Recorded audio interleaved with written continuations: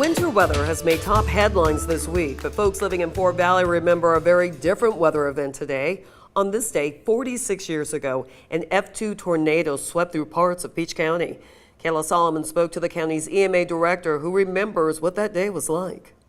Right after baseball practice, about 4:30, and we saw this real dark cloud over town, and when we got into town we started seeing the destruction. Current Peach County Fire Chief and EMA Director Jeff Doles says he was 14 in the year 1975. He says he went to high school in Marshallville but returned to find downtown Fort Valley torn apart. I remember my dad was the chairman of the county commissioners at the time, and there was some significant damage to the roof of the courthouse, and we spent most of the night repairing the roof of the courthouse. Dole says there was one death in the county tied to the tornado, and after visits from the governor and FEMA, it was ultimately up to the people of Peach County to rebuild.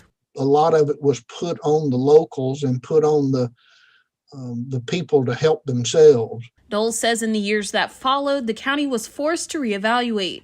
If you'll notice, downtown Fort Valley has no overhead utilities.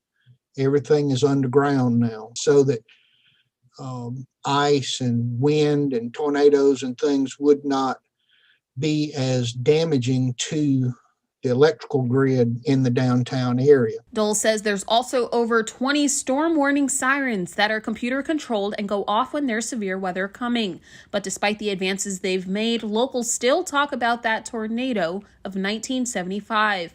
Reporting in Macon, Kayla Solomon, 13 WMAZ News.